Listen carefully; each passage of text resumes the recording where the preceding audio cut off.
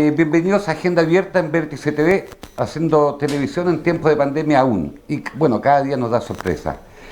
Esta semana se conoció de Pandora, no de la mitología griega, ¿cierto? Que fue la responsable de abrir una jarra que contenía todos los males de la humanidad. No, estamos hablando de los famosos Pandora Papers, donde efectivamente daña, al parecer, bastante al presidente Piñera, y es probable incluso que haya una acusación constitucional, porque cada día en Chile, cada día es una eternidad. Está avanzando también el cuarto retiro, estamos a cuántos, 40 y tantos días de las elecciones, que en el caso de la región de los lagos tendremos 4 votos, a presidente o presidenta, a senadores, a diputados y a consejeros regionales. Para hablar de política, para hablar de actualidad, queremos saludar en primer lugar a Andrea Tarciján, presidenta regional de la UDI. ¿Cómo está, Andrea? Bienvenida a Agenda Abierta. Hola, Jardy, muchas gracias por la invitación, un saludo cariñoso a todos quienes están viendo el programa. ¿Cómo va la campaña ahí con sus dos candidatos a senadores, Javier Hernández e Iván Moreira, ¿cierto? Sí. Bien, la verdad es que yo creo que tenemos bastantes posibilidades. Nuestro sector a lo menos va a sacar un candidato y son potentes candidatos. ¿Para qué hablar del senador Moreira y Javier Hernández, que ha obtenido siempre muy buena votación en Osorno? Sí, porque recordemos que en el caso de la región de los lagos aumentó un tercer senador. Y Chile Podemos Más lleva 4 candidatos, ¿cierto? A Alejandro Santana, Carlos Ignacio Kuchel, que son del distrito 26 actualmente, y también Javier Hernández e Iván Moreira. También queremos saludar a don Sergio Galilea, bueno, un hombre conocido, un hombre que fue intendente, fue ministro, en fin. ¿Cómo está don Sergio Galilea? Bienvenido aquí a Agenda Abierta, aquí en el estudio. ¿Cómo está usted? Muy bien. Muchas gracias. ¿La familia bien, don Sergio? Ahí está. Un saludo a mi madre, que a sus 95 años da la pelea todos los días. Y bueno, usted de política sabe harto, tendremos que hablar, ¿cierto? Faltan, ¿cuántos? 40 y tantos días, hay 7 candidatos presidenciales. Está muy cambiante la situación, Sergio, ¿no? Como nunca, estamos a 6 semanas del domingo 21, y más o menos, 6 semanas, y pueden producirse desplazamientos. No está claro, por ejemplo, está realmente claro que va a haber segunda vuelta, pero yo pienso que se está produciendo un incremento interesante de la votación del candidato que va primero, y se están produciendo desplazamientos dentro de la votación del candidato de derecha, y si ese 30% que yo creo que deberían sumar los dos candidatos de derecha se divide aritméticamente, le da posibilidades a que Yanna Proboste pueda salir segunda. Eso está abierto. Sergio, antes de hablar de los candidatos mismos, que sin duda volveremos, Ascanio Cavallo, que es Premio Nacional de Periodismo este año, ciertos días atrás conversaba con Tomás Mochati, y decía que él no recordaba, en la historia reciente de Chile, que hubiera tanta debilidad en los candidatos presidenciales, en los 7. Sin duda. Piensa simplemente que estamos a 6 semanas, y hay un 40% del electorado que va a votar, que no sabe por quién va a votar. Es decir, como nunca, el debate que va, o los debates, hay por lo menos 2, van a ser esenciales, y va a ser esencial la manera en que por primera vez en muchos años la parlamentaria le da votos a la presidencial, y no al revés. No es el liderazgo presidencial el que establece quiénes son los parlamentarios. Esta región es un ejemplo. Los candidatos Espinosa y Quintero, o Quintero y Espinosa, en el orden que cualquiera de los panelistas puede elegir, van a sacar una votación, en mi opinión, muy alta, en torno al 50% la suma de ambos, y creo que no es fácil decir que Yanna Proboste tiene un 50% en la región, más bien es fácil decir que no lo tiene. ¿Ya? Entonces ahí puede haber una comunicación, y los debates, que yo creo que va a ser otra cosa importante. En el hecho, el debate presidencial pasado es el que explica en lo fundamental el desplazamiento de Kast por Sichel, como lo dijimos acá, cuando dijimos que la candidatura de Kast tenía una ventaja, que es la ventaja de la claridad. Yo estoy 98% en desacuerdo, pero tengo que señalar que hay un aplomo y una claridad que es mayor, y es todo lo contrario de Sichel. Y por último queremos saludar a Jorge Bail, destacado académico, economista, docente de la Universidad de los Lagos. Bienvenido, Jorge, a Agenda Abierta. ¿Cómo está usted? Gracias por la invitación, y muy disponible aquí para discutir las contingencias que están muy abundantes y muy diversas. Jorge Bail, usted viene de la escuela francesa, ¿cierto? Que es una escuela muy distinta a la norteamericana, el estudio de la ciencia política. Mire, Chile particularmente, el mundo entero, pero Chile particularmente está viendo una crisis económica, social, cultural, sanitaria. Y usted hace poco hizo un estudio en la Universidad de Los Lagos, en la facultad que usted encabeza, realizó durante los meses de junio y julio una encuesta en la región consultando a líderes políticos, sociales, referente de la alta dirección del Estado con relación a temas contingentes, con la nueva Constitución, el rol del Estado. ¿Qué le dice, qué sacamos como conclusiones de ese estudio que ustedes hicieron a propósito de los líderes y de la política chilena hoy día, Jorge? Sí, a nosotros nos sorprendió los resultados de las elecciones del mes de mayo, de los delegados a la Convención Constitucional, de los gobernadores regionales, de los alcaldes, los concejales, y como estamos en el programa de Ciencias Políticas y Administración Pública, nos pareció importante consultarle a los que habían estado a cargo de la dirección del Estado, cuál era su opinión. Elegimos 15 preguntas, repartimos bien entre personas que estuvieran instaladas en la provincia de Osorno, Yanquihue, Chiloé, Palena, dividimos bien entre los que eran dirigentes políticos, parlamentarios, los que eran de la alta dirección de la administración del Estado y de las municipalidades, y algunos que usan intensamente el Estado, como son las juntas de vecinos, la Unión de Juntas de Vecinos, las federaciones sindicales. Y nos dio resultados un poco sorprendentes en el sentido de que había una mayor, voluntad de avanzar hacia la descentralización política del Estado y que las comunas y la región asumieran responsabilidades mayores, es decir, todo aquello que está tímidamente anunciado en la ley de la descentralización está mucho más marcado desde el punto de vista local. Cuando le preguntamos, por ejemplo, ¿cree usted que si tuviera más poderes en las comunas los problemas serían mejor resueltos? Abundante, resultados en favor de ello.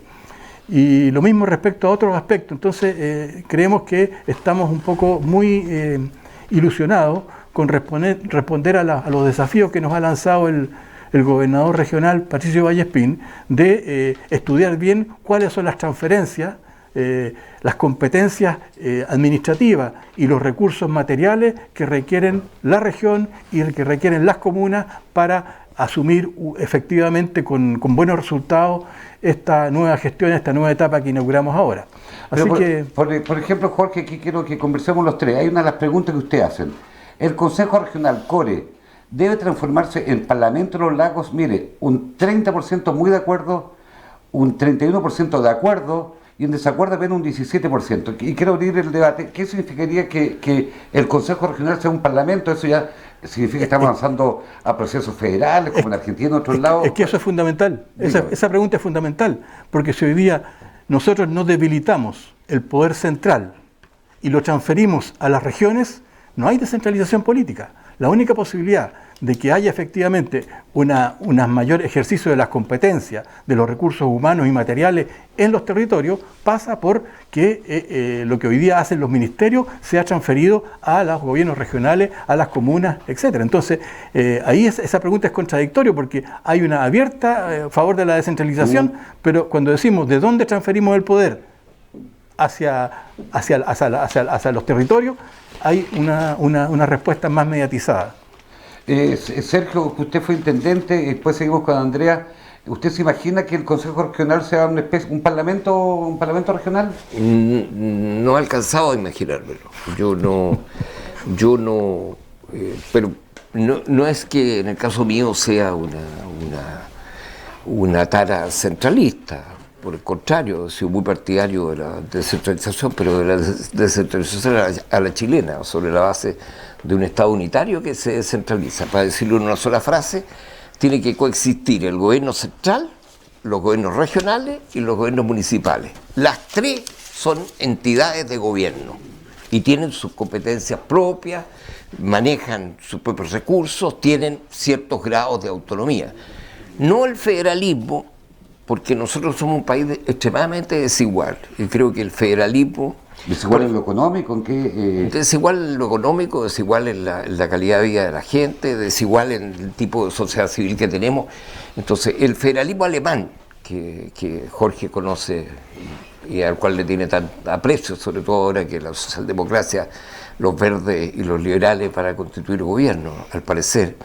Es un federalismo que está fundado en que los 16 los 17 estados tienen un grado de desarrollo relativamente similar. Tienen diferencias, por cierto, su poblamiento, etc. En el caso nuestro, el federalismo condenaría a las regiones ricas a ser regiones ricas y a las regiones pobres a ser regiones pobres. Segundo argumento, y esto lo dije en la Convención Constitucional, veamos el federalismo en la región. Si alguien me dice que del provincialismo o federalismo argentino, o del federalismo brasileño, o del federalismo brasileño es casi inminente porque es un país continente, o el federalismo mexicano, son ejemplos de progreso fundamental para el desarrollo de la gente, yo le concedo un premio. Creo que estamos mucho más cerca. Nosotros, la experiencia colombiana, en que Colombia tiene un país unitario que ha logrado construir fuertes gobiernos regionales y sobre todo fuertes gobiernos municipales. El municipalismo en Colombia es algo de lo cual hay que aprender muchísimo. Sí, corrijo, son 16 estados, tenía razón, 16 estados de Alemania. Andrea, ¿se imagina usted que los consejos regionales actualmente, en el caso nuestro ahora creo que aumentó, no me acuerdo exactamente, creo que a 20 consejeros, ¿se imagina que sea un parlamento regional? Porque parlamento, me imagino la pregunta era, ¿el parlamento tiene capacidad de legislar? En fin, ¿se imagina usted, Andrea, eso, no? No, para nada. Yo tengo hartos puntos de encuentro con don Sergio al respecto. Creo que efectivamente la desigualdad de la región, somos un país tan diverso, ¿no? De norte a sur, y claro, se generaría eso, sin duda. Y es un poco lo que pasa cuando entramos a la discusión de si Alerce tiene que ser comuna o si Rahue tiene que ser comuna. ¿Qué será mejor para la gente de Alerce o de Rahue? ¿Depender de Puerto Montt, por ejemplo, o son comunas grandes, que se ve pudientes, con mayores ingresos, o convertirse en una pequeña comuna con pocos ingresos? Así como están hoy día las cosas, entendiendo que hay que cambiar un sinnúmero de leyes, en fin, de lo que viene, pero no, yo creo que no. Sí, claro, más poder. Sí, hay harta autonomía que buscar, que ir en busca, y está bien que sea así, ir en busca. Por eso hay que definir qué es lo que la gente de la región necesita o quiere. O sea, no todas las competencias tenemos que tenerlas, no en todo tenemos que tener autonomía, y esa definición probablemente va a ser de ensayo y de error, ¿no? Porque probablemente tengamos que retroceder en algunas cosas que no vamos a hacer muy bien.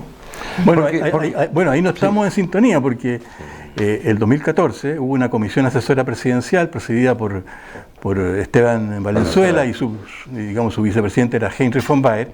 Ellos hicieron una propuesta general que ha hecho consenso, y ahí se sostiene que el país sigue siendo unitario, pero con descentralización política y autonomía. Claro. Es decir, que no estamos hablando de federalismo. Sí, sí. Y la encuesta sí tiene una abundante manifestación de que hay que descentralizar las actividades políticas del Estado. En eso parece que hay una... transferir Senatur, transferir parte del Ministerio de la Vivienda, transferir infraestructura, parte del Ministerio de las Públicas. Esas cosas se decían como políticas generales en Santiago, sobre la base de un promedio estándar de cómo son las regiones, y llegan las políticas públicas, llegan los recursos, y aquí se encuentran una realidad muy diversa, muy diferente, y se vuelve ineficaz cómo se gastan los recursos. Sí, claro. Y la gente, digamos, los mismos locales, las mismas comunas, los mismos Ceremi se dan cuenta de que, mire, me mandaron este proyecto, aquí tengo que convocar a tal licitación de un proyecto, pero esto no es lo prioritario. Pero Jorge, me gustaría gastar la plata acá. Una consulta, y la pregunta a los tres, pero comencemos con usted, don Jorge Bail. ¿Qué rol debiera tener el delegado presidencial a partir de ahora? Recordemos que los gobernadores regionales comenzaron el 14 de julio y están ahí, ¿cierto?, una especie de cohabitación que claramente no era la francesa. ¿A qué debiera estar supeditado el rol del delegado presidencial, Jorge Bail? Bueno, el delegado presidencial debiera tener una función fundamental en lo que es el resguardo del Estado Nacional. Problemas de seguridad, resguardo de frontera, los carnets de identidad, los pasaportes, todo lo que tenga que ver con mantener la unidad. Y el gobierno debiera transferírselo al gobernador regional y a su equipo, es decir, una parte de lo que hoy día está en las manos de los Ceremi debiera ser transferido para que ellos puedan ser efectivamente gobierno. Está bien. Así está en los consejos que le dio, digamos, esta Comisión Asesora Presidencial en el 2014, así ha sido el consenso académico. Hoy día no hay cosa. La ley es un poco más restringida y establece que hay que pedir ciertas atribuciones, que hay que, y por lo tanto, recursos que van, y el Estado central se guarda todavía la posibilidad de decir, mire, yo le voy a dar o no le voy a dar esas atribuciones, y si usted en 3 años lo hace mal, se las puedo quitar nuevamente y vuelvo, etcétera. Pero algo estamos empezando. Está bien. Porque Andrea, mire, porque efectivamente, al margen del gobierno, claro, no ha habido algunos, en esta región menos, pero como dice Jorge Bail, es probable que el delegado presidencial debiera estar supeditado. Orden público, extranjería, vale decir, todos los temas migratorios. Fuerzas Armadas. Y sin duda, y algunos también plantean el tema de la protección civil. ¿Usted cree que el tema de los servicios públicos, el tema de las seremías deberían depender del gobernador? En parte sí, en parte no, porque depende, porque efectivamente si el delegado presidencial va a ser el representante del gobierno y el gobierno va a tener atribuciones por ley, ¿cierto?, como las tiene para impulsar políticas públicas, resulta que si no tiene un poquitito del MOP, un poquitito de vivienda, qué sé yo, de todos los servicios, ¿cierto?, de la seremía, ¿cómo entonces va a impulsar sus políticas públicas? No es solamente un tema legislativo, sino como yo ejecutivamente ejerzo el poder. Entonces, no puede ser todo del gobernador ni todo del delegado, siento yo. Ahora, y esa es la parte más compleja, pues, en el fondo, que coincido con don Jorge en que el mecanismo es bien infantil un poco, porque en el fondo, claro, aquí vamos a decidir, vamos a pedir y el Estado central me va a decir qué le doy y qué no le doy. Yo, la verdad, es un poquito engorroso, pero... Sergio, usted fue intendente. El otro día yo fui a una actividad donde estaba el intendente, o sea, estaba el delegado y estaba el gobernador. Y yo sentía ahí con un poco los codazos que habían. ¿Cómo se figura que debieran haber modificaciones, seguir lo mismo? ¿O esto se prueba? La figura del delegado presidencial es una figura totalmente atrabiliaria en nuestra administración. Rarísima. Debe desaparecer. Yo pienso que en el ámbito del gobierno interior, que es propio del gobierno central, debe tener una representación en la región. Eso se llama Ceremi.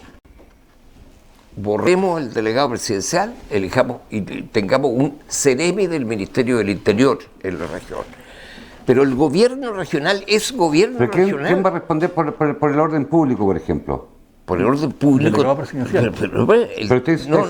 En el caso mío, el Ceremi de gobierno tiene que tener la relación con la subsecretaría del Interior. El Ceremi no se minimiza.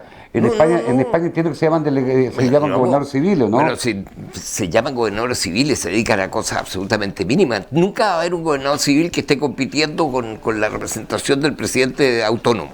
No vas a tener eso.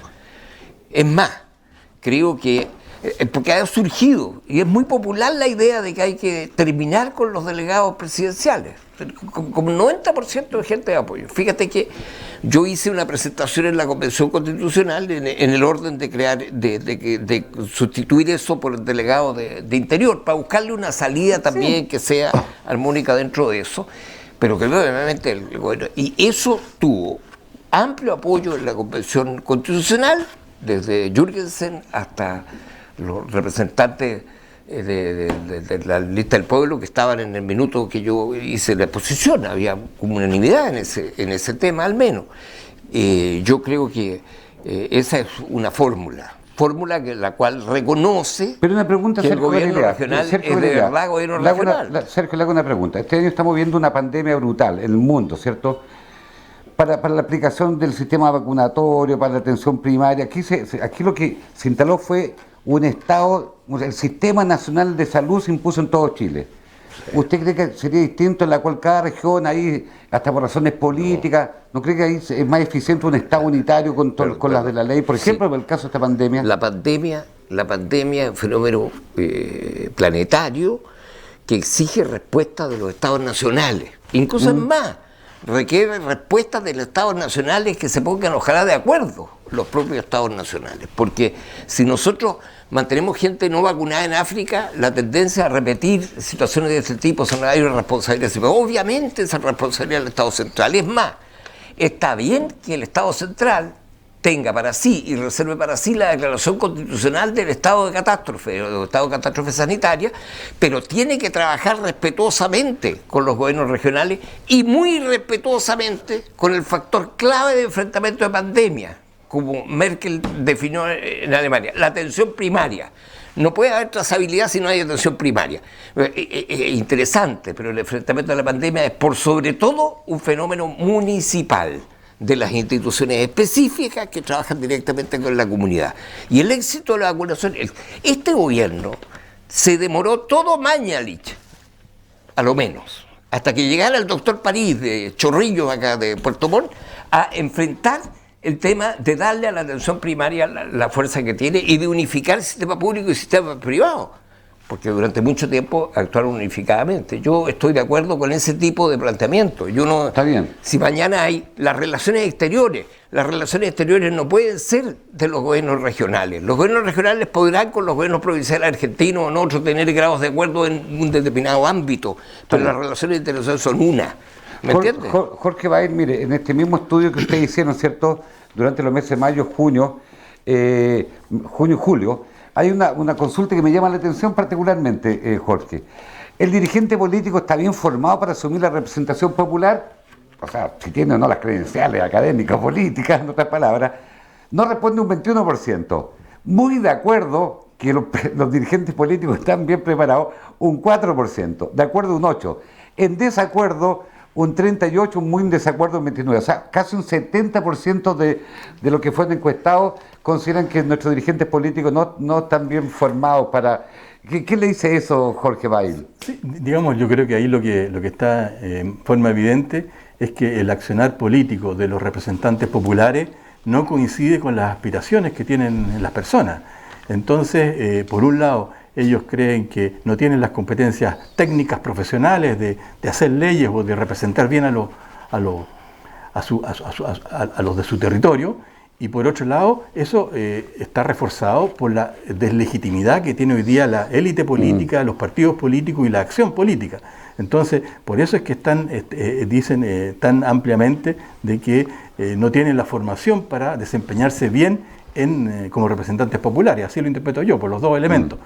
Por lo que le toca hoy día de legitimidad a la... O sea, hay una mezcla entre desconfianza ¿sí? y también la convicción que no están bien formados, ¿no? Claro, que no están bien formados, que no saben hacer bien las leyes, porque las leyes hay que cambiarlas, hay que reverlas, y pero etcétera, tú no etcétera. crees, Jorge, que a diferencia, digamos, ustedes hicieron esta encuesta, que me parece muy bien, y muy bien que la haga la Universidad de los Lagos, en un tiempo muy marcado por la incertidumbre, porque vivimos un tiempo que está muriendo una etapa y todavía no empiezan a hacer la siguiente. Vive un tipo de total incertidumbre. Eso explica que hay un 40% de la gente que no sabe. Incluso puede haber un grado de abstención mayor en una elección presidencial y parlamentaria de la que tenemos históricamente. Bueno, después sobre eso después quiero hablar, Sergio. Porque Andrea Tercejano, usted es presidenta de la UDI, hoy día los partidos están formando, antiguamente los partidos de izquierda, me acuerdo que era la formación de cuadros políticos, y se iban ahí a jornadas. Los partidos políticos hoy día están formando o este defecto que se llamó hoy día militante ficha, Andrea Terceján, que con tal de tener más números, en fin, se inscribe. Finalmente la formación ideológica del partido represente, del que sea, la formación política, cultural, es importante un poco. Si la encuesta es muy preocupante, al final, claro, puede motivarle un poco a risa, pero no es esa mi intención. Sí. ¿Cómo es la formación hoy día de la No, a lo menos nosotros en la UDI sí, sobre todo la juventud, pasan por la Fundación Jaime Guzmán, que hay una preparación, y también hay un programa para mujeres que está validado por el CERVEL para promover la participación femenina, en fin. Eso existe. Sin duda se requiere de más. O sea, sí me gustaría a mí como presidenta que no que se le hiciera un test, ¿verdad? Pero en el fondo que efectivamente hubiera más compromiso con los militantes y no solamente este tema de pertenecer. Pero eso también es un error de político, ¿cierto? Que en el fondo, claro, pasamos del financiamiento oscuro de la política al financiamiento del Estado, pero para eso las mediciones que hace para ver cuánta plata le entrega a los partidos para el funcionamiento, para las campañas, tiene que ver con el tamaño de los partidos, con la cantidad de militantes y todo, que está bien, pero que también lleva a esta maña, ¿cierto?, de los partidos de fichar militantes por fichar o para tener un mayor número y también un mayor financiamiento. Eso es algo que hay que revisar. Pasamos de una cosa a otra y creo que por ahí hay que darle. Ahora, yo no quiero dejar pasar lo que comentaban hace un rato respecto a lo que piensa la gente de los políticos, si están o no preparados. Esto es re difícil. En varios paneles me he encontrado con gente de izquierda, derecha, de centro, y dicen, ejemplo típico, los concejales tienen que tener a lo menos una carrera, ser profesionales, ser preparados. Pero eso va absolutamente en contra con derecho constitucional que tiene cualquier persona a presentarse para una elección, ¿verdad? No tiene más o menos pergamino el que tiene o no un título profesional. Entonces, es complejo, porque si uno hay personas que esta desacreditación de la política no viene solamente porque sea una élite o una política que viene desprestigiada por las malas prácticas de financiamiento, sino que también viene con lo que hemos visto un poco en la Convención Constituyente. O sea, personas que... Yo cuando voto por alguien, quiero que esa persona sea mejor que yo, más preparada que yo, que sepa más que yo. Por lo menos cuando yo voto, busco a esa persona. Y creo que muchísimos chilenos o personas en el mundo también buscan eso, y la verdad en la convención no lo vemos. Jorge, pero en ese contenido, por ejemplo, está la forma como representan popularmente, es decir, claro, esto que un diputado es elegido y no lo ven hasta los 4 años, y entre medio no hace lo que él se comprometió a representarlo, es decir, cuál es la consecuencia con su programa político, con lo que él ofreció. No hay, por ejemplo, la posibilidad de un periodo intermedio en la cual sea evaluado si este representante está cumpliendo o no está cumpliendo lo que prometió. Entonces, todo lo que son participaciones, plebiscitos transitorios, pero Jorge, eso no iniciativas populares de ley, evaluación de si está cumpliendo o no está cumpliendo el representante popular, también va. Pero Jorge, no solo es técnico, no solo es exigirle un MBA o una cosa así, que es un poco una visión elitista. Pero no tendrá que ver un poco, Jorge, con el desfonde de la ideología, porque mire, por ejemplo, claro, alguien dice, los diputados de derecha están votando por el cuarto retiro, cuando supuestamente debían defender el modelo, o diputados de izquierda están fomentando el cuarto retiro, que es algo lo más liberal, individualista. Tiene que ver con el tiempo que vivimos, Jorge, con la importancia de las redes sociales, con la cosa de la instantaneidad, con la poca densidad. Usted como académico... Pero cuando uno es representante popular, representa a su gente. No tiene que ver con la ideología está en una abstracción mucho mayor, digamos, puede tener mayor afinidad por lo colectivo, por enfrentar los problemas colectivamente o individualmente. Eso puede ser así, pero en general, cuando usted dice, mire, aquí vamos a enfrentar el problema de los campamentos, de la falta de vivienda, vamos a impulsar una fuerte política de vivienda social, y usted durante todo ese periodo esa comuna no ve una, entonces, ¿para qué usted asumió algo demagógicamente que no estaba en sus atribuciones? Porque usted es parlamentario, no es ministro, ni tiene la capacidad del Ministerio de la Vivienda para intervenir. Entonces, ese es el problema de cuál es la coherencia, la consecuencia entre lo que yo postulo que voy a hacer como representante popular y que lo que efectivamente yo puedo aplicar y que no tiene ninguna posibilidad de cuestionamiento en el medio, digamos, ¿no? Se presentan después, 4 años después, con otra oferta de otro programa. Pero en esa lógica, ¿qué diferenciaría, ya si son los temas reales de la gente, a que alguien vote por alguien de izquierda, de centro, de derecha, si efectivamente tal vez todos quieren superar el tema del campamento, por ejemplo? Por eso es que le afecta a todos igual. Sí, aquí el desprestigio de la élite política está bien repartida, digamos, el punto de vista del espectro. ¿Sergio? Mira, yo creo que en los cargos de representación popular no puede haber restricción alguna. Incluso yo tengo cierto debate sobre si los reos condenados a pena aflictiva pueden votar o no. En fin, yo buscaría alguna fórmula para que pudieran expresarse. Ni una diferencia. Yo he observado mucho más talento en dirigentes de organizaciones vecinales, como observé en Santa Olga cuando hicimos la reconstrucción, que muchos doctorados, con perdón de Jorge, a los que he conocido en mi vida, porque el sentido común, las prioridades, la gente vota de acuerdo fundamentalmente a los niveles de compromiso, con la credibilidad que tiene la gente. Señalaba Jorge algo muy importante: cuando un parlamentario se desaparece por 4 años, veamos la contraparte. Cuando un parlamentario está habitualmente sirviendo, eso lo vamos a ver en la elección. Fíjate, ¿quién creo yo que va a ganar la elección acá? Sin mencionar nada. Aquellos parlamentarios, de los parlamentarios en ejercicio, que han estado comprometidos con la gente permanentemente y no para el día de la elección. Entonces, ¿por qué vota la gente? Vota por el grado de compromiso que siente. Yo creo que es muy distinto que, por ejemplo, para ser alcalde no puede haber ningún requisito que no sea la voluntad popular, pero para ser administrador municipal tiene que haber altos requisitos profesionales o de trayectoria, para ser seremi especializado tiene que haber requisitos. No puede haber más seremi que no tengan idea de la materia. Usted dice que los de elección popular no importa, digamos, las credenciales académicas, pero sí los cargos técnicos, ¿sí? Sí, sin duda. En los cargos ejecutivos yo creo que la situación es totalmente distinta a la elección popular. Y yo pienso que en el sistema de partido está muriendo un mundo y naciendo otro.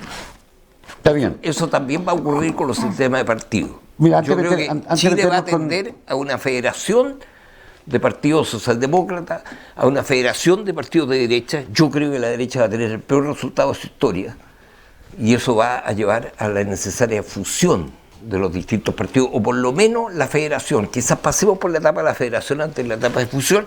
Y por cierto, la izquierda en general tendrá que ser necesariamente reconstruida si quiere acoger o no movimientos sociales u otro tipo de dinámica, pero el sistema de partidos, que es absolutamente fundamental Sergio, en la operación de la democracia, se renovará totalmente. Mire, citando nuevamente a Ascanio Cavallo de esta entrevista que cité al principio, él decía que él veía con cierta preocupación que una parte de la izquierda chilena, particularmente el PC, está en postura, como él dice textual, de ultraizquierda.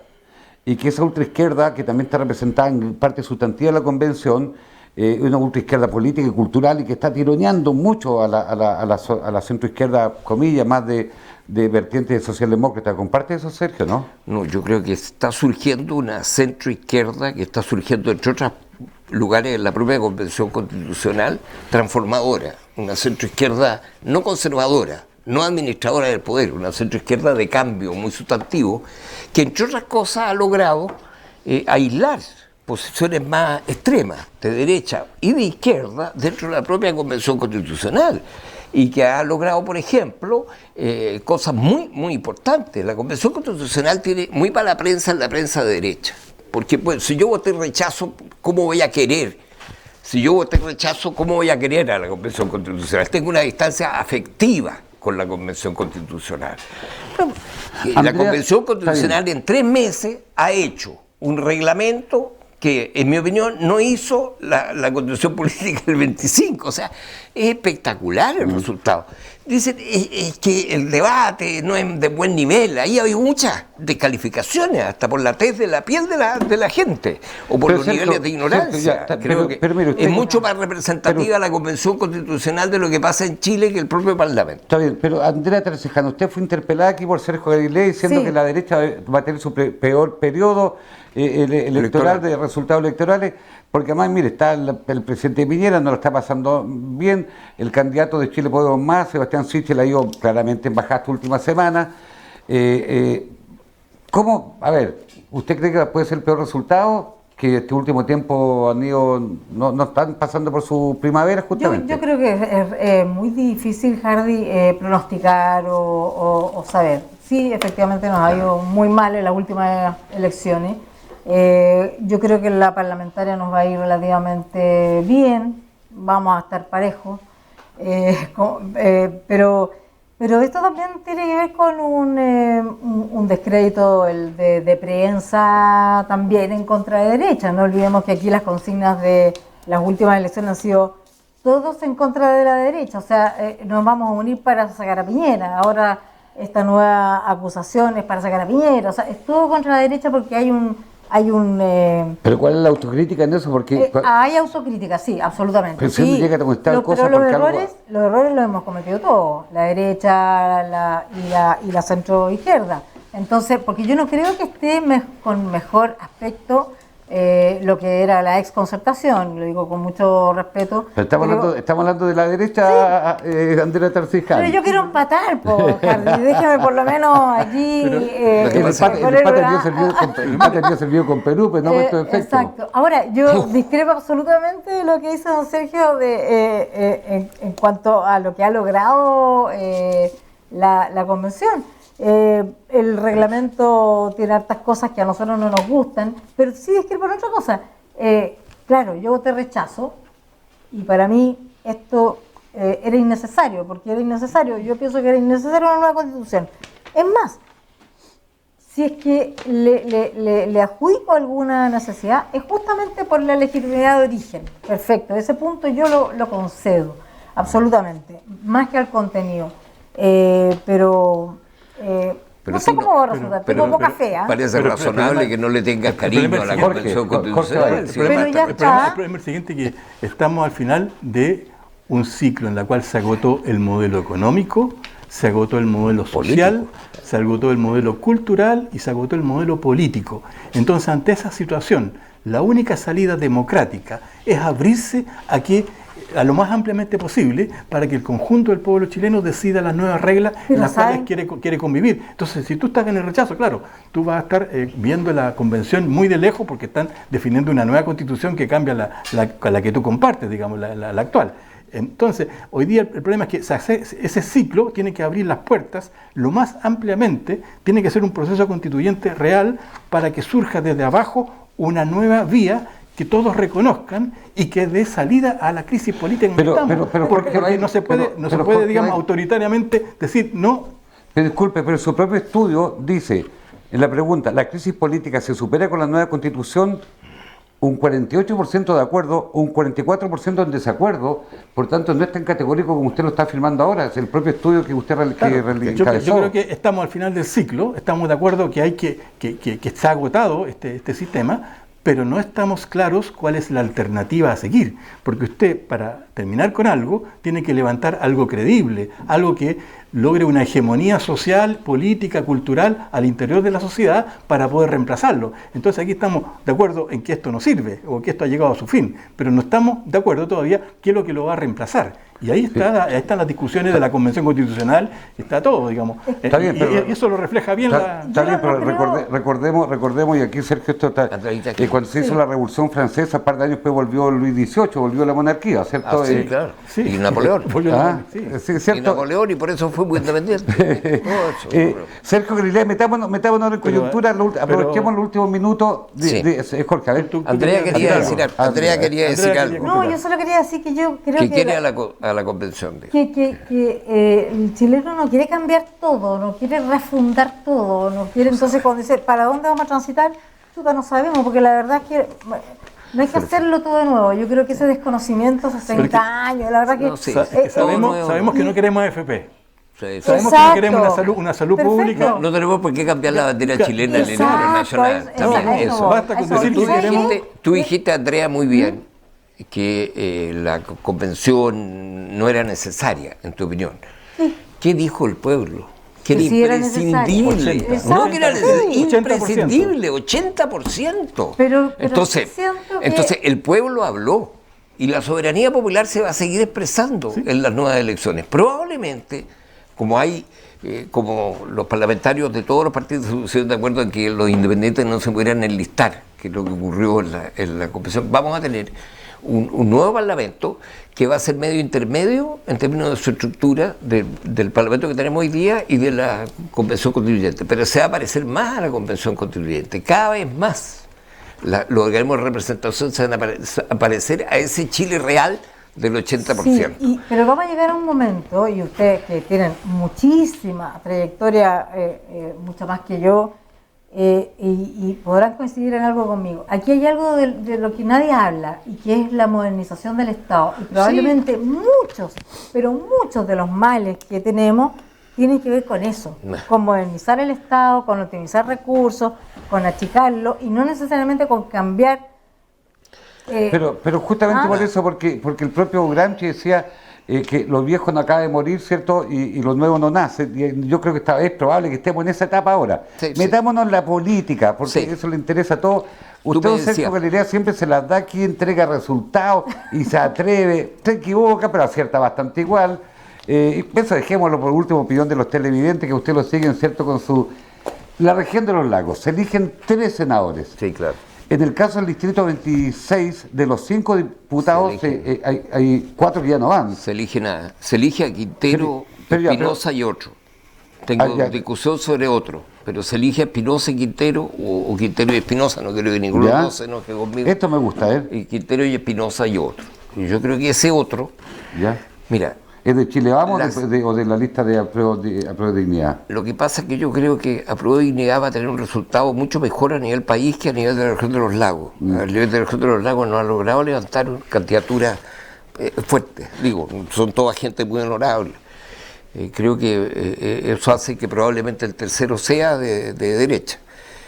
Creo que existe posibilidad de que el diputado Santana sea esa persona. Pero tengo dudas sobre eso. Pero el otro no tengo ninguna duda. Yo creo que Quintero y Espinosa va a motivar eso, que probablemente la elección de diputados sea influida por esa elección. Sobre todo porque la derecha no presentó de candidato al Parlamento a la mejor figura que tiene la derecha, que además es sobrino mío. Entonces Rodrigo... ¿Es una virtud o que sea pariente suyo? Eso es una virtud, porque lo convierte en una gran persona en muchos sentidos, etcétera. Pero él es una persona que tenía una buena votación y no va a la lista parlamentaria, va al Consejo Regional. Entonces puede que se produzca incluso la sorpresa en los diputados. Puede haber. Como Andrés incumbente, voy a preguntarle primero a Jorge Bail de que cómo se ve el tema de senadores y diputados particulares. ¿Usted cree que hay sorpresa? Porque también una pregunta, Jorge, aquí en la región de los lagos, como dice Sergio, yo también lo he venido sosteniendo, aquí no apareció en la lista del pueblo con fuerza, ni Frente Amplio todavía no aparece cuando decimos esto nuevo. Como para elegir un senador. Como en otras partes de Chile, ¿no? Probablemente. Jorge. Yo pienso que primero la elección es muy incierta. Aquí no funcionan las encuestas previas. Pero yo creo que va a estar repartida los resultados a nivel de senadores y van a salir uno y uno. Yo no creo que el Partido Socialista sea capaz de doblar o la lista de la ex unidad constituyente puede hacerlo. Y a nivel de diputados, ahí sí que las situaciones son más inciertas porque son menos conocidos los pero vamos, quedémonos en senadores. Usted dice uno y uno, dice que usted cree que uno solo de Chile Podemos más. ¿A quién ve mejor aspectado ahí como opinión? Yo veo a Santana bien afianzado, digamos, desde el punto de vista de su actividad. Claro, los dos candidatos a senador de la UDI son pesos pesados, pero yo creo que esa visión de lo que ellos expresan políticamente no tiene arraigo hoy día. ¿Pero no cree que, por ejemplo, Iván Moreira es una marca fuerte al margen de que la gente pueda, como marca? Yo creo que ya no lo es. ¿Y usted cree que habría un tercero que salió de la lista de la lista de Apruebo Dignidad? De la Apruebo Dignidad yo creo que el tercero que esa sería la sorpresa para usted. Sería la sorpresa, claro. A ver, Andrea Tarcejano, usted presenta la UDI y todavía no aparecen los candidatos. Dicen que Javier Hernández y Iván Moreira son fuertes, pero están dando aquí ambos con mejor aspecto. Bueno, faltan 45 días, así que estimados televidentes. ¿Cómo ve usted la posibilidad de los senadores, Andrea Tarceján? Sí, yo creo que está entre... Yo creo que va a ganar el senador Moreira y creo que su competencia es Carlos Ignacio Kuchel. Sí. Porque la gente los conoce en la región. Y la verdad es que el diputado Hernández, que tiene un tremendo trabajo en Osorno, le va a costar obviamente ser conocido acá y en Chiloé, lo mismo que Santana. El diputado Santana sale de Chiloé y no lo conoce nadie. Entonces, hoy día en la elección de senadores, porque efectivamente no va en listas de independientes, ¿cierto? Claro. La gente va a votar por los que conoce. Creo que va a ser una elección un poco más parecida a las O sea, anteriores. Andrea, ¿tú crees que la pelea en Chile Podemos Más es más bien entre Moreira y Carlos Ignacio Kuchel, ¿cierto? Más Sí, que... pero apostando a que el senador Moreira es un referente nacional y ha estado en sintonía con la gente, así que yo creo que él va a ser el senador de derecha. Mire, una pregunta aquí a los dos académicos. Puerto Montt, que es la capital regional, tiene 250 y tantos mil habitantes, no sacó ningún convencional. Hay esta famosa frase o consigna, Chilote vota Chilote. Estos días yo hablo con mis amigos candidatos de todos los colores, y ¿dónde están todos en Chiloé? Yo digo, ¿y quién habla por Puerto Montt?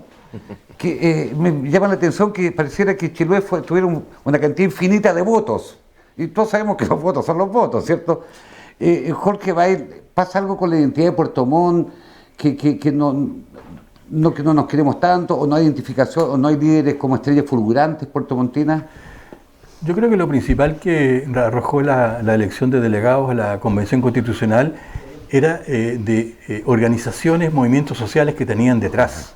Y justamente aquí en Puerto Montt no apareció esa movilización, y sí estuvo muy fuerte digamos, en el distrito de Chiloé Palena, y también en la provincia de Osorno. Entonces, un poco la baja representación o la nula representación de convencionales originarios de Puerto Montt se desplazó al distrito más grande. Y en el distrito más grande, claro, salieron mejor representados los chilotes que los yanquihuanos, por decirlo así.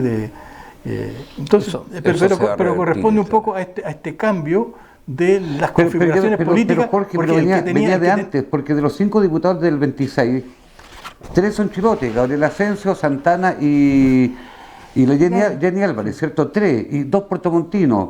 Y uno diría que los 2 puertomontinos sean tan puertomontinos, o sea, pero mi tema es Puerto Montt, Jorge.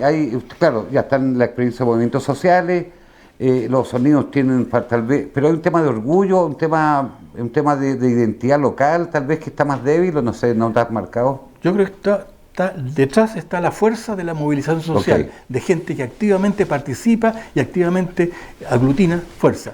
Eso no está en Puerto Montt, no estuvo en Puerto Montt por lo menos para estas elecciones. Y yo creo que ese es el problema de la poca representatividad, pero en la medida que es del distrito, que es mucho más grande, sí, estas personas son representantes de todo el territorio. No, está claro, está claro, pero que corresponde. Ser que usted es un hombre puertomontino, que de Callevara, familia, yo creo que ha habido candidatos puertomontinos, no los mejores candidatos. Eso es lo que yo creo. Pero yo pienso que la votación, para decirlo en términos parejos, ¿no?, de Wanray y Ulloa, que sacaron primeras mayorías como concejales de Puerto Montt, van a sacar en el Consejo Regional y en la Cámara de Diputados primera mayoría. Y creo que va a ser expresión de el renacer de lo que voy a llamar una nueva representación puertomontina, tanto en el Consejo Regional, que es obvio porque se elige a nivel de provincia, pero también en el Parlamento. Yo creo que Ulloa tiene amplias posibilidades.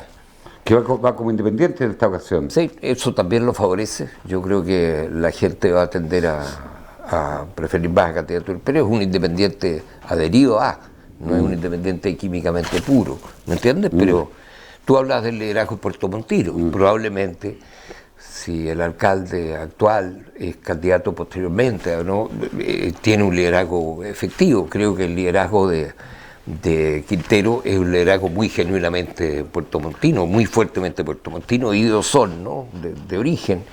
Entonces son distintas formas de liderazgo. El liderazgo de Espinosa, yo pienso que la dupla de Espinosa-Quintero es imbatible electoralmente, es lo que yo creo, porque no veo una candidatura fuerte de las otras fuerzas, por esta cosa de que los movimientos sociales no pudieron enlistarse. Si hubiera habido una lista de movimientos sociales, probablemente podríamos haber pensado en eso. No podemos no hablar del tema de la situación de esta semana, que es el tema de la situación del presidente Piñera. Los famosos Pandora Papers, ¿cierto? Fue la foto de él. Claro, hay bastantes líderes mundiales, deportistas y artistas, son miles a nivel mundial, y este fue un conjunto de 600 periodistas, pero que el rostro, la foto del presidente Piñera ya apareció en el New York Times o en diarios alemanes, en fin. Sergio Galilea, usted que es un hombre que militó muchos años en el PPD, usted es un hombre de la política, ¿usted cree que es válida una acusación constitucional? Milito en la socialdemocracia Sí, lo sé, además de estar contento con Olaf Scholz ahí en Alemania, que ¿cierto? tiene un resurgir alemán muy interesante, va a ganar la elección en Colombia. Pero hablemos de la situación del presidente Piñera y una eventual acusación constitucional. Tú dijiste lo está pasando mal Piñera. Yo no sé, no me importa demasiado. Yo creo que Chile lo está pasando mal por Piñera, que es una frase distinta. No, está bien, yo creo que esto genera un efecto país. Yo creo que lo de Piñera es inexplicable. Yo creo que él siempre ha tenido en la relación del negocio y la política una relación a lo menos compleja. No estoy hablando de las cosas legales, porque para eso existen abogados, jueces y todo. Estoy hablando de la relación más bien de los valores éticos.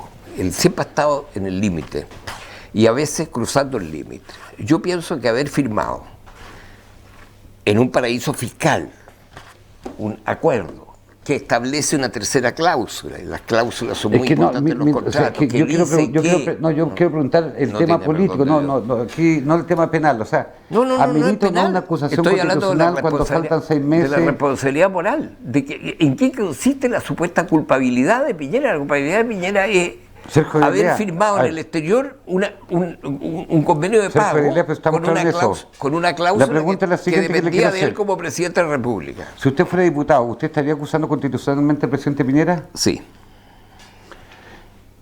Sí. Estaría acusando constitucionalmente, con los antecedentes que tengo. Si fuera diputado, probablemente tendría que estudiar mucho más, ver el nivel de la acusación, etcétera, todo eso, pero en principio, Jorge, ¿usted qué haría pensando en la estabilidad política del país, en fin, pensando que le falta 6 meses, en fin, cuál sería su...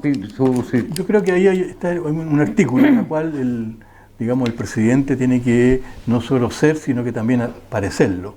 Entonces, el haber hecho esta venta de esta minera Dominga en un paraíso fiscal le permitió ahorrarse una cantidad de millones de dólares en impuestos. Es decir, aquí hay una elusión fiscal, porque los paraísos fiscales son legales, pero hay una forma en la cual él pagó un cuarto o un tercio de lo que debía haber pagado y los 2 tercios los eludió porque lo hizo la operación allá. Eso es desde el punto de vista político, desde el punto de vista ético, desde el punto de vista de lo que representa un presidente de la República, digamos, merece una acusación constitucional. Y lo segundo es la cláusula de la tercera cuota, en la cual eso dependía de que las condiciones medioambientales no cambiaran en el lugar donde se estaba implantando Dominga. Y eso es posterior, eso de este sector. Eso pasó hace un mes atrás o 2 meses atrás, cuando se juntaron los ministros y decidieron que Dominga podía funcionar, rechazando una decisión anterior de los consejos de ministros del gobierno de Michelle Bachelet. Entonces, ese nuevo antecedente no estaba en los juicios del 2017 y por lo tanto está vigente. 2 elementos que en mi opinión me parecen válidos para acusarlo. Pero usted estudió en Francia. En Francia entiendo yo que a los presidentes no se les juzga, no se les instituye en ejercicio, sino que una vez que termina su mandato, allí efectivamente se le hace... Usted está porque en Chile se instituye un presidente, más allá de la gravedad de estos temas. No sé exactamente el detalle, pero en este momento el expresidente Sarkozy está preso, digamos. Sí. Pasó, digamos, antiguo golista, pasó a estar preso por situaciones, digamos, que tienen que ver con su... No, pero eso fue una lista penal, claramente, y después descubrió con Zapatito. Yo no sé si en Francia tienen, digamos, protección mientras están en ejercicio.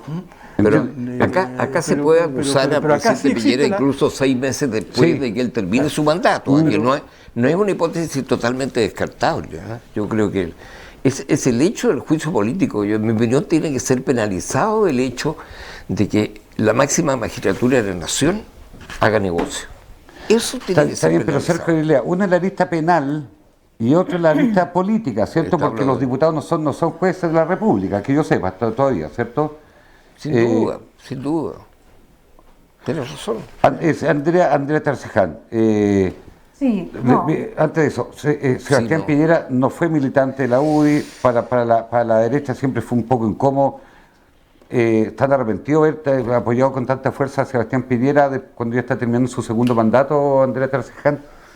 No, porque la verdad es que reconociendo que ha habido bastantes errores, cosas que no nos gustan, que han pasado, tendría yo que ser muy fresca para decir, no, estoy arrepentida. Hoy se ganó casi con un 60%, 56%, o sea, fue un tremendo candidato, fue una buena elección, cubrimos todas las mesas y estábamos todos felices. Y a poco andar se le empezó a pasar la cuenta por esta promesa no cumplida, de que íbamos a estar mejor, los tiempos mejores, ¿cierto? Y después vino lo que todos sabemos. Yo creo que la arista penal hay que investigarla.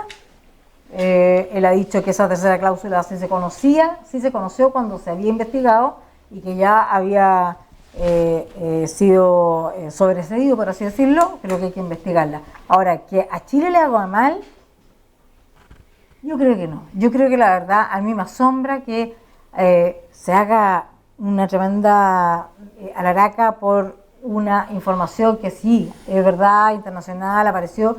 Pero no es alaraca, o sea, un tema... Pero Hardy, lo que a Chile le hizo mal fue el estallido intelectual con esa cantidad enorme de incendio, destrucción. No, pero Andrea, estamos hablando de la situación de Sebastián Piñera. Hubo muchos políticos que ni siquiera alzaron la voz y dijeron, oye, a Chile le está haciendo mal como imagen, ¿quién va a venir a invertir acá por lo que está pasando? Eso no le hace mal a Chile, pero esto otro sí. Yo creo que hay una incongruencia ahí. Lo que pasa es que, mira, la nueva Constitución yo creo que muy probablemente va a establecer un rasero moral para los servidores públicos muy superior que actualmente tiene. Pero para eso no tendrían que no haber Rojas Vade, por ejemplo. No, pero sin lugar a dudas, sí. Claro. No puede ser, incluso tiene que haber revocación de mandato. Sí. No puede ser alguien que raspó la olla consiguiendo recursos adicionales y que ahora es candidato y que no puede ser. Creo que hay criterios de revocabilidad política. La revocabilidad es uno de los elementos que la Constitución política va a establecer. Que haya desde respecto al mandato la posibilidad de decir, señores, usted devuelva su mandato. Sí, pero pero muchos más entonces no podrían ser el día sin lugar a dudas, eso es. Si la Constitución política va a ser para todos, no va a ser solo para... La situación de Rojas Bader es un pequeño vaso de leche al lado de las facturas ideológicamente falsas y el volumen financiero que ellas cubrieron. Pero si la política ahí había una empresa, así, una usted era completa, parte del gobierno. ahí estaba Penta, que era un sistema de financiamiento para burlar estas cosas. Y después, bueno, se vio todo lo que era Sukimich, que estuvieron implicados, cantidad. Entonces, ahí se derrumbó el sistema político, ahí perdieron la legitimidad, porque ese nivel de corrupción, ese nivel de utilización es de enorme magnitud. Que Rojas Bader esté enfermo y que esté enfermo de otra cosa, de sífilis en vez de lo que informó ahí de cáncer, qué sé yo, bueno, estaba enfermo y le pareció que era bueno. Digamos, eso no tiene. También en todo caso es una persona y actuó a título de él, digamos, también el engaño. Pero en el caso de los partidos políticos huo una defensa corporativa de las personas que estaban implicadas en el. Por eso hoy día hay un derrumbe corporativo. Disculpa, a propósito del tema de los Pandora Papers, yo no me imagino ni Jorge Alessandri ni a Patricio Elwin estando sacando plata en paraísos fiscales. Pues yo creo que, o no sé, los que eran se dedican a la política, creo que tiene que ver con el descrédito de la política actual, ¿no? Hablas muy bien. Fíjate que la semana pasada, el viernes pasado, falleció, en mi opinión, el político chileno más importante de los últimos 50 años. Y estoy colocando acá a todos los presidentes de la República en la palestra. Don Renán Fuentealba Moena. ¿Cómo es la vida? Le dije yo, hablé por teléfono el día que cumplió 104 años. Bueno, espero morir como un gran político. ¿Qué significa eso? Morir pobre. Eso era un valor republicano extraordinariamente importante. Don Renán, estamos hablando de... Él alguna vez me dijo, una vez fui presidente del mundo. Él, que tenía un enorme sentido del humor, él, como las personas inteligentes, él me dijo, él presidía la delegación de Chile en las Naciones Unidas en una ocasión y le tocó rotatoriamente que la asamblea era dirigida por él. Entonces él tiene una foto y esa foto decía el día que fui presidente del mundo. Y dice, no la alcancé a creer porque además me duró una sesión nomás, porque era por turno, le tocó por orden alfabético. ¿No? Porque una persona extraordinaria de una entrevista. Mira, Renan Fuentealba Moena pudo haber sido la persona clave que pudo haber evitado el golpe de Estado de 1973. Eso disculpa, lo dice pero cuando hablo de tal vez de líderes de otra época que no habrían hecho lo de hoy día, porque este programa comenzó con la encuesta que hizo la Universidad de los Lagos, ¿cierto? Encuesta de referentes políticos para tomar el pulso a nuestros líderes de acá y el descrédito y la confianza que hay. Y ahí, Jorge, ¿qué responsabilidad tiene también la Universidad de los Lagos? Mi opinión, la universidad en general acá están bastante ausentes en el debate. Yo me acuerdo cuando yo estaba en la universidad, la dirección de extensión de la Católica del Paraíso, la Santa María, eran tremendos monstruos vinculados a la sociedad, a la ciudad. En fin, yo veo, sinceramente, yo veo muy débil aquí en la universidad vinculándose, y por eso yo valoro este estudio que ustedes sacaron, este trabajo que hicieron ustedes, pero a propósito de la falta de confianza en nuestras instituciones, Jorge Bail. Sí, ahí está, eso está bien respondido una pregunta en la cual se señala, digamos, que la universidad ha estado ausente, digamos, en el debate y como institución pública es una de las que tiene que hacer mayores contribuciones a repensar la región, a repensar las comunas, a estar presente en iniciativas y políticas públicas con relación al Estado. Somos los parteneros naturales. Ahora, yo creo que hay un aspecto que nos ha golpeado fuertemente, es el hecho que se pone a todas las universidades en el mismo papel. Cuando yo creo que las universidades de Estado son del Estado porque sus accionistas, sus impulsos son distintos, su interés es distinto. Y están debilitadas las universidades estatales porque no existe un proyecto país a lo cual ellos puedan contribuir con la formación de cuadros de la alta dirección estatal, con políticas, con estrategias de desarrollo comunales, pero no estrategias de desarrollo regionales. Es decir, se pone como en el mismo papel. Por ejemplo, hoy día, ¿a quién se le encomendó, digamos, en la época que Sergio era intendente, se hizo la estrategia de desarrollo 2009-2020, en la cual participó la universidad decisivamente con los distintos asesores? ¿A quién le encargó ahora la estrategia al 2030? A la Católica de Santiago. A la Universidad Católica de Santiago. Entonces a mí me tocó estar en los reencuentros que ellos hacían por videoconferencia y realmente con un desconocimiento de dónde estaban, no estaban sentados, que evidentemente me preocupa. Entonces hay una situación despectiva de que todo se llama concurso, se llama concurso por criterios, digamos, distintos y no por la competencia ni la cercanía del terreno ni la pertenencia de ser universidad del Estado. Entonces, claro, ahí estamos más marginados y es una reivindicación que está en la estadística ahí de... Pero para no echarle la culpa al empedrado, porque Lyndon Johnson, el presidente que ha sido tal vez subvalorado, él dijo que el poder al final depende del carácter de los líderes. Depende mucho el carácter de los líderes. Y yo no veo, por ejemplo, la presencia de los rectores aquí opinando sobre los temas. Más que echarle la culpa si contrataron o no a la Católica Santiago o a otra de cualquier parte. Pero tú has visto presencia de rectores no veo en otros lugares del país. Sí, y tú has visto en Valparaíso uno ve un Claudio del Norte y uno ve a los rectores. Y a nivel nacional, en la pandemia y en otros temas de la constitución política, el rector de la Universidad de Chile, en conjunto con el rector de la Universidad Católica, han tomado un conjunto de iniciativas. Las dos universidades más importantes han hecho acciones conjuntas.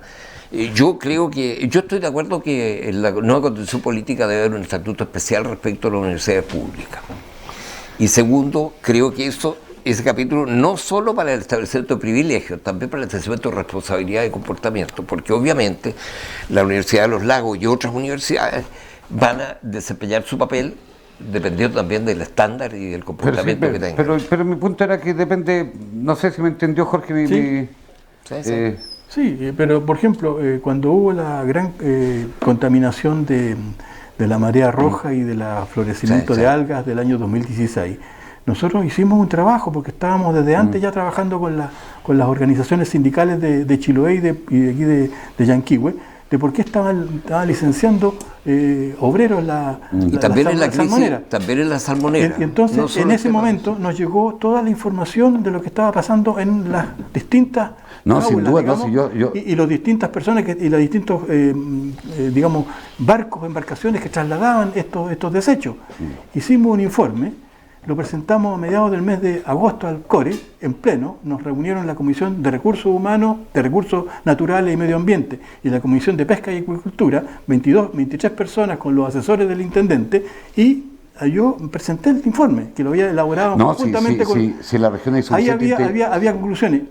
De eso no se hizo nada, no se hizo absolutamente nada. Apareció después un informe en octubre que había encomendado el gobierno regional, que hablaba de los vientos, de las mareas y de lo que había pasado 75 kilómetros para adentro. Nosotros dijimos, coincidimos con el presidente de Acuachile, Víctor Hugo Pucci, que dijo que habían perdido 15% de la producción total. Y eso son 125.000 toneladas. Y lo que daban cuenta del foro Corona y de lo que llevaron a tierra, 35.000 toneladas a tierra, 4.600 al Corona, nos daban 40.000. Y las 80.000, ¿dónde están? Jorge, las 80.000 estuvieron en las costas aquí, se hundieron las jaulas. Eso produjo, digamos, el impacto ambiental más grande de todos los tiempos, y ese informe nunca tuvo ningún... No, si yo no pongo en duda que hay suficiente inteligencia instalada en la universidad. Podemos hacer un esfuerzo, las universidades, pero si los que tienen que decidir no toman en cuenta esos informes técnicos y científicos, evidentemente que no llegamos muy lejos. Sí, lo que yo planteo, hay suficiente inteligencia, simplemente yo creo que están un poco al debe desde el punto de vista de la vinculación con el medio, como se dice. Jorge, queremos agradecerle esta visita hoy día aquí a Agenda Abierta. Muchas gracias por esta grata conversación que espero que le haya gustado a nuestros televidentes. Gracias, Jorge. Muy encantado de haber estado acá. Señor Andrea Tarzaján, muchas gracias a usted, presidente de la UDI, que tenga una buena semana. Muchas gracias, Hardy. Ha sido un placer compartir este panel. Y don Sergio Galileante, que vuelve a Santiago, muchas gracias por estar con nosotros aquí en el estudio después de tanto tiempo, ¿no, Sergio? En el estudio, claro, pero hacemos, ¿no? No, yo sé. Pues. Contrátenme para 6 semanas más. Yo quiero conversar con Andrea. Sí, 6 semanas más. Sí, queda dado, si no. Mire, el diálogo es también otra cosa que me enseñó Renan Fuentealba. Con el peor de mis enemigos siempre estuve dispuesto a conversar. Siempre me dijo eso. Y para despedirnos... Y usted no es mi enemiga. No, para nada. Así que... Queremos desear que tengan un buen fin de semana y bueno, efectivamente hoy día, este viernes, se entregó el premio Nobel de la Paz a 2 periodistas, a la filipina María Reza y al ruso Dmitry Muratov, como premio Nobel de la Paz por su defensa de la expresión. Y bueno, el esfuerzo, yo no soy periodista, ustedes lo saben, pero el esfuerzo que hacemos aquí todos los fines de semana efectivamente es compartir las distintas visiones, distintas ideas, porque finalmente lo que este sur de Chile merece es que haya muchísimo diálogo, muchísimo respeto y además hablar desde el sur de Chile. Que tengan una gran semana y cuídense mucho porque esta pandemia no da tregua, pero bueno, ahí estamos lidiando con ella. Que estén muy bien, muchas gracias.